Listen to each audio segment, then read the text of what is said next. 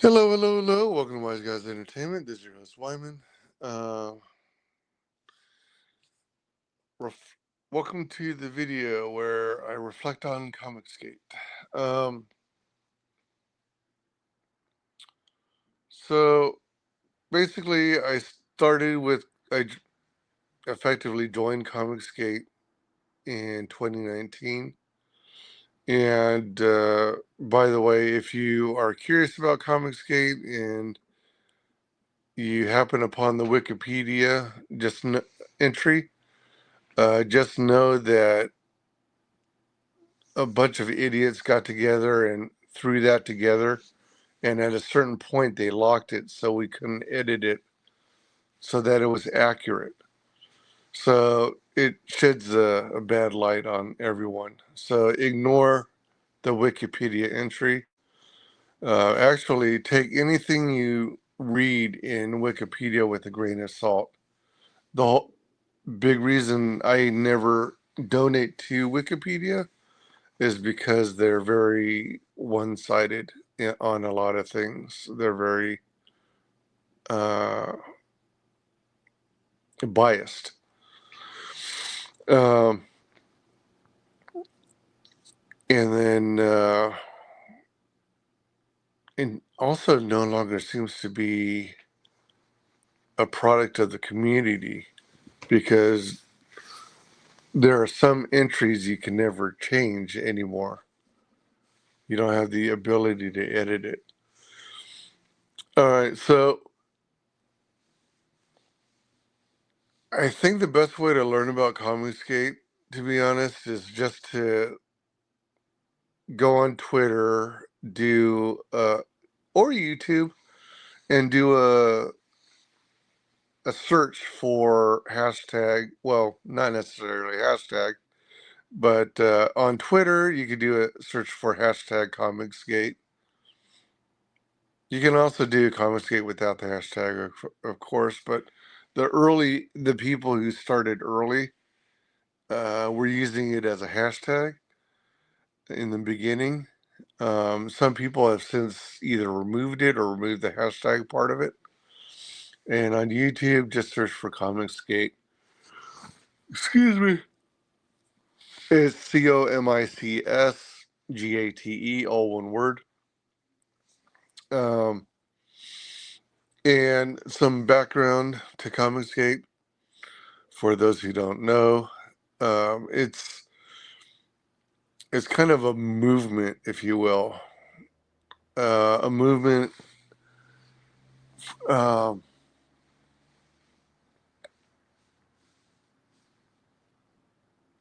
for uh,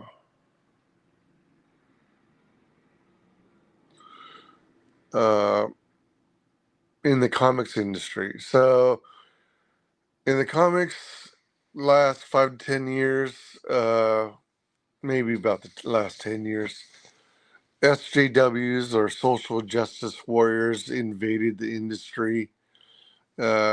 We weaseled their way in, and then started hiring their own SJW friends and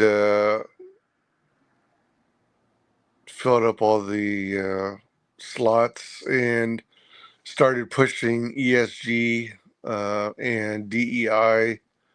DEI is diversity, equity, inclusion. I forget what ESG stands for, but it's the garbage that is pushed by the likes of George Soros, um,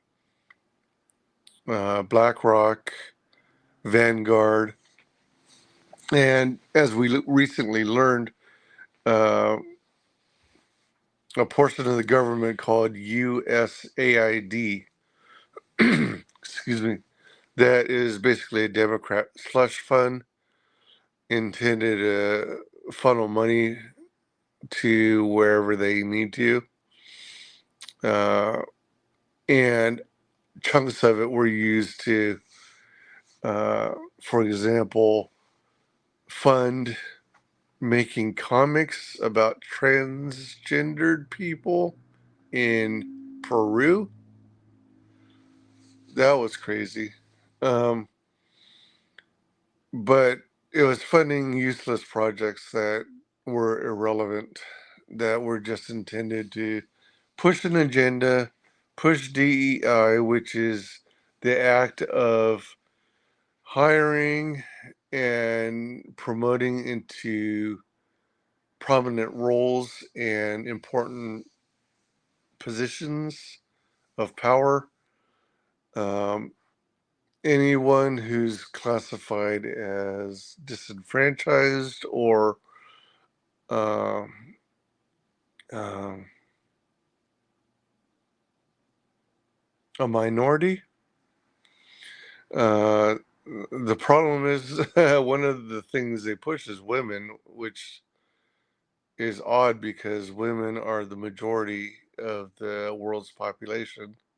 So that doesn't make sense. They also push specific races, not all races, not all quote unquote minorities. For example, they predominantly push the blacks, the Latinos, Latinos, Latinas, and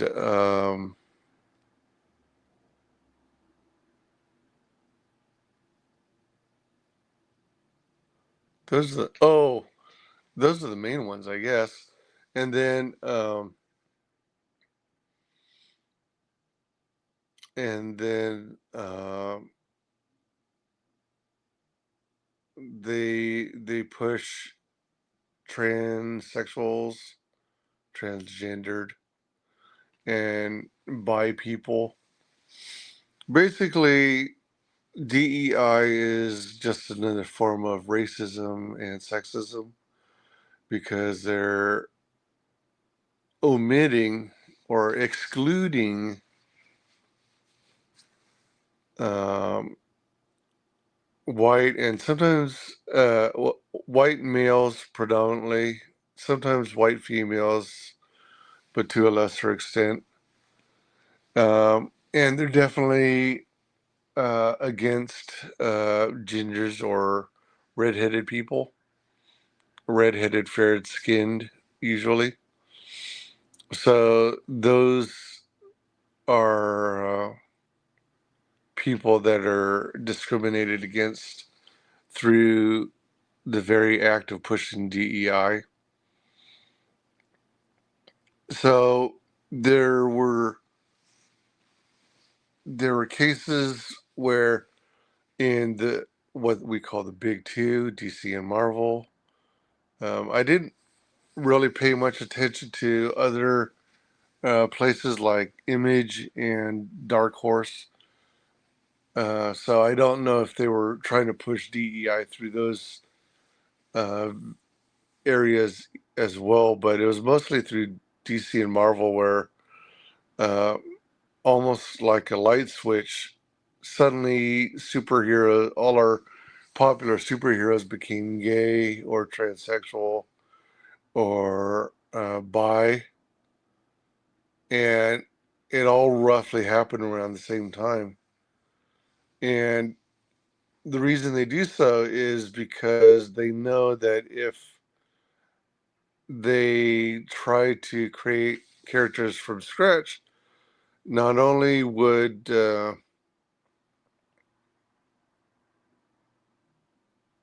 it take a long time and a lot of pushing to get them established, but they know that there's a huge probability of failure.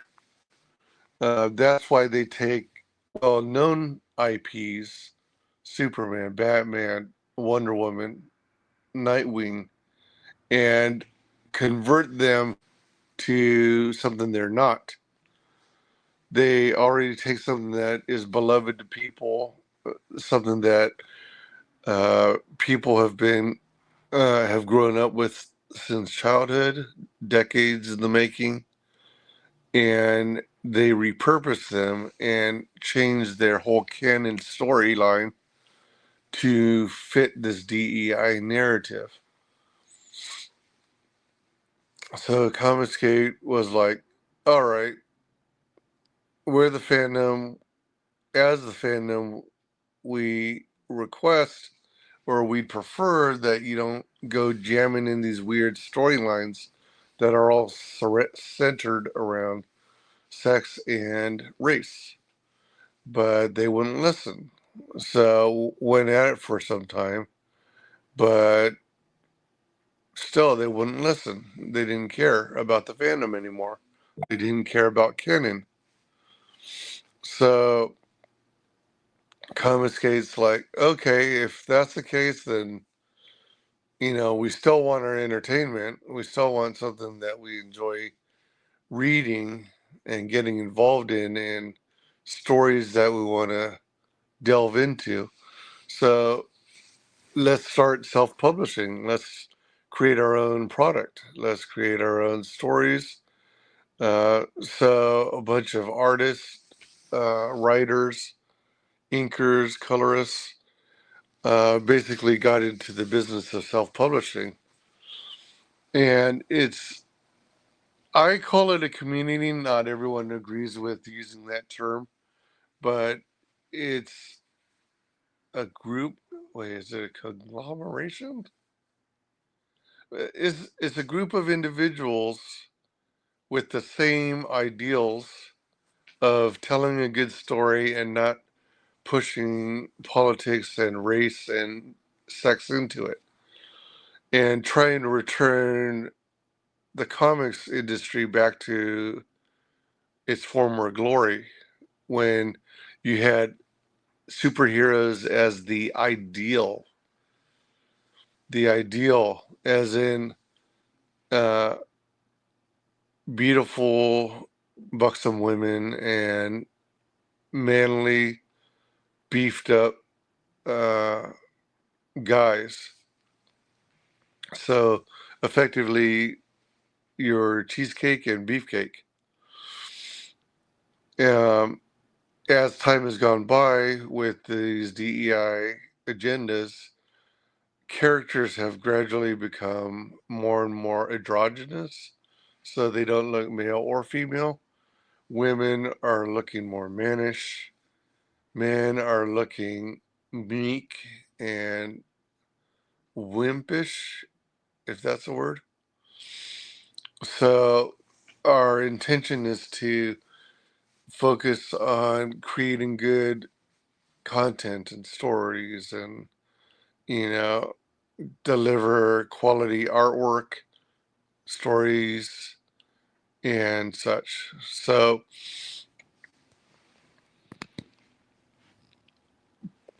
in doing so, a number of creators have stepped up and started producing content. This is one area where I think this movement, in comparison to the fandom menace movement, I think this is where ComicsGate has the upper hand because the fandom is stepping up to actually self-publish. So that means you've got the opportunity, if you've got some sort of talent or can uh, gather the people to form a team with that talent, you effectively can become part of the solution instead of relying on DC and Marvel and the like, in the hopes of they'll get their act together and get their heads straightened. Uh, so you might find a good book out there here and there, but they're getting harder to find, um, as evidenced by the horrible uh, comic sales that you see for the mainstream. They're getting their lunch eaten by manga right now. And as a matter of fact, manga right now, I think, is eating everyone's lunch, even the independents. And just to be clear, ComicsGate is not so well. I wouldn't say it's in, exclusively original. It uh, it is a group of independent creators But I think what makes it shine is that it forms, again, I like to use the word community. It forms a community where people work together, we learn from each other, we share references, like who are you shipping with? Do they do a good job? Um, how are they with showing you proof copies? Um does their ink stay on or does it tend to smear? Uh, how is the pricing? Are they reliable? And then, if you need a referral to, like, uh, if you need a referral for, say, a writer, who would I go to? And then people out there will have suggestions on some good writers who would be great for your particular project. Let's say you're a writer, but you don't have any artistic skills. Then you want to enlist the help of an artist and budget your book accordingly. And when you are starting out, you definitely need to be realistic in your expectations and don't go for any pie in the sky kinds of uh, dreamland level expectations. Like, don't set a goal of like $500,000 for your first book when you're unproven, untested, and you're the new kid on the block. Do the math, find out how much additional talent you're going to need beyond your own, get an estimate as to how long it's going to take you to produce it. Um, and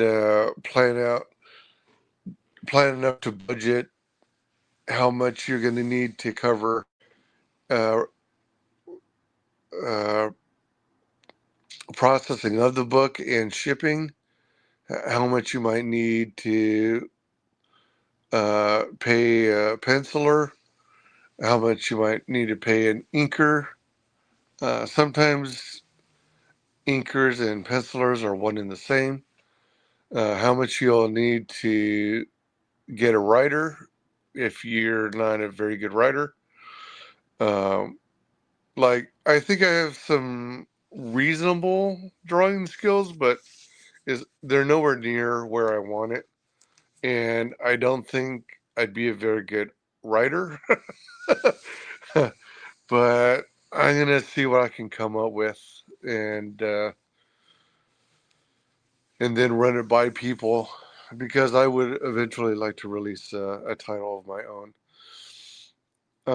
Also, I can't recommend enough. You should get an editor, no matter what.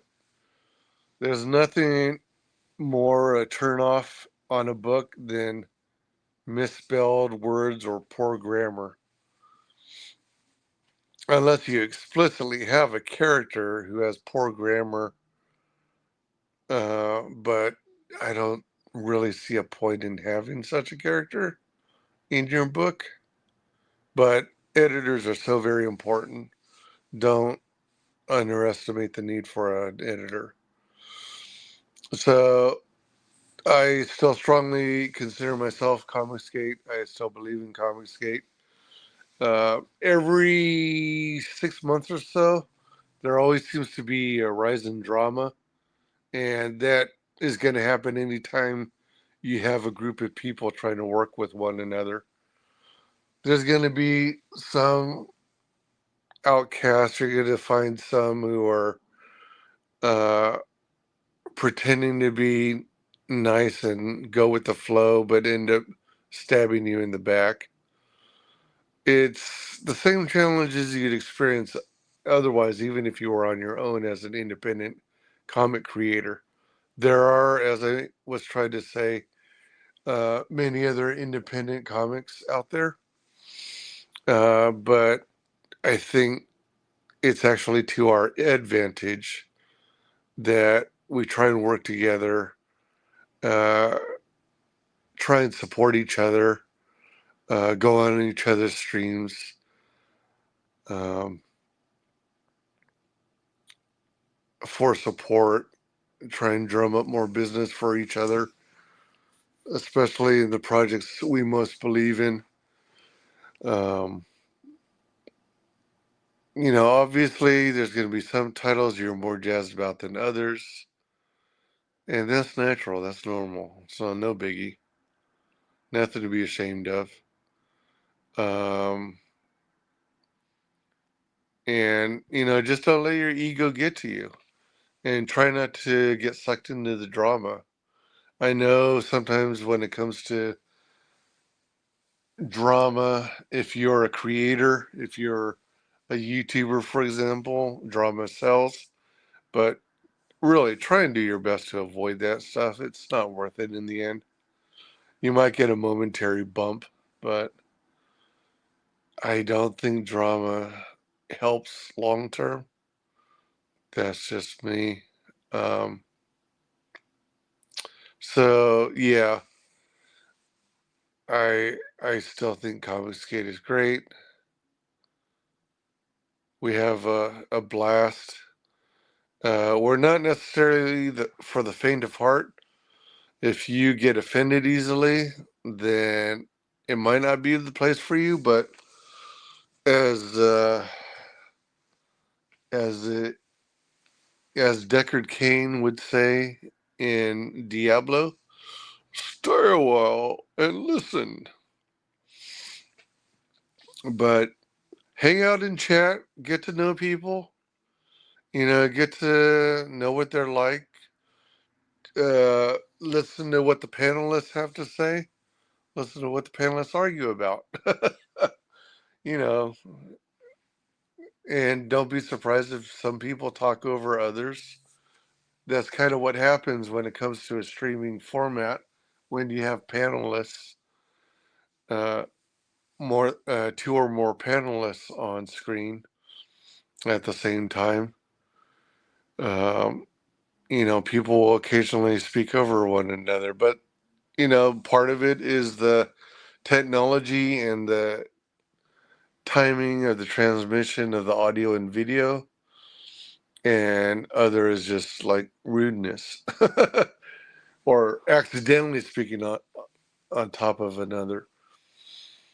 Um, yeah, I'm still in it for the long run. I think ComicsGate is phenomenal.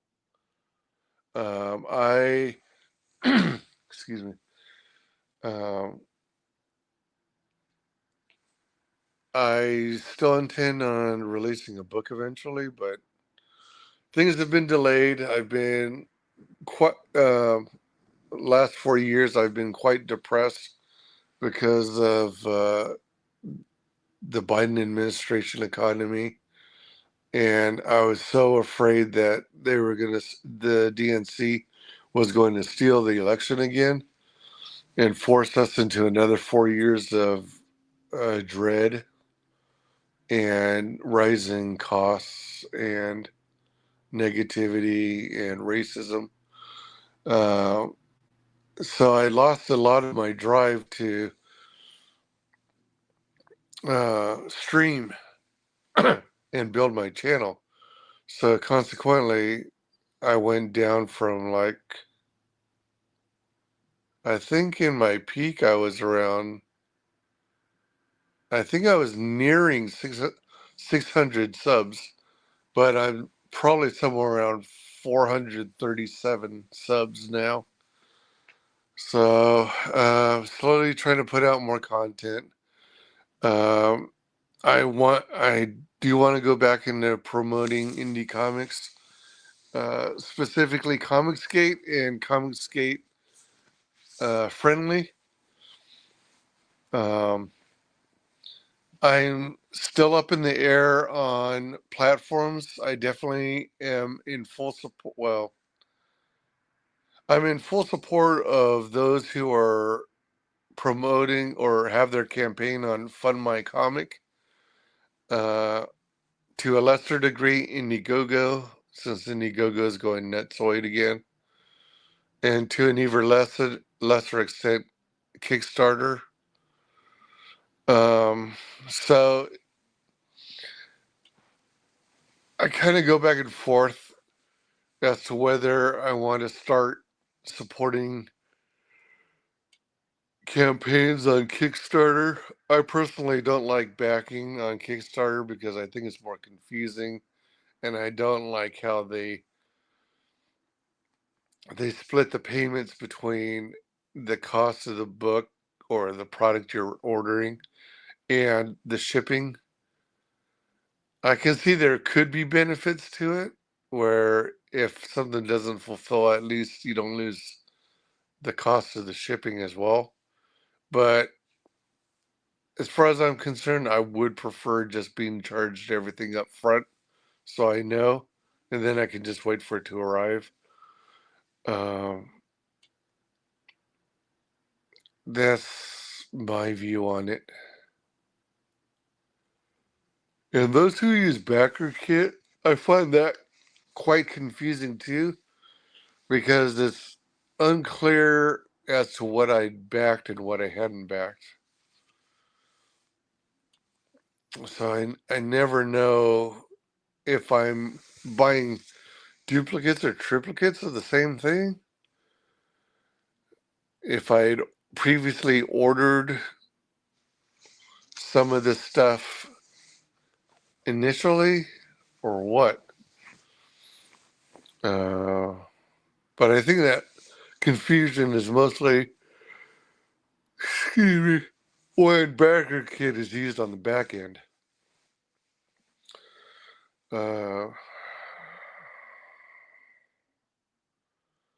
I don't know. I just find it confusing.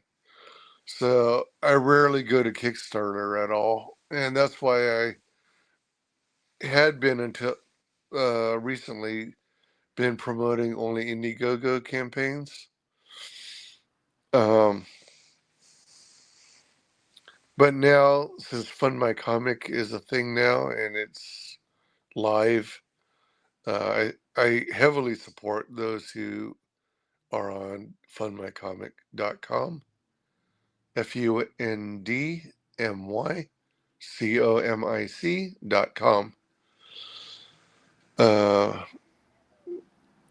People call it FMC for short. But, excuse me, a great deal of us still use Indiegogo, so I support Indiegogo campaigns just less than I used to. Um, I guess that covers it. Yeah, so in the future, I plan on doing more um, indie comic promotion, campaign promotion. I'm going to do indie comic reviews. Uh, I've got lots of books right now. I have had to put a pause on my backings because I had gotten into the habit of backing multiple times on the same campaigns that I heavily believed in. But I think what I need to do now is try and spread the wealth. Well, finances are the other reason I've had to cut back significantly. But in the future, when I get back to actively backing, I'm going to try and spread it out more and back more varied projects. So there you have it. Um, I hope you enjoyed this video. I just want to kind of recap where I am with ComicsGate, and I don't see any reason to quit anytime soon. And boy, I hope we can have our own con one day, uh, even if it's a small one. I mean, if Chris Gore and Film Threat can create their own uh, awards show, then surely we'd be able to come up with our own convention. Yeah. Anyway, thanks for joining me. You have an awesome one. See you on the next video. Bye.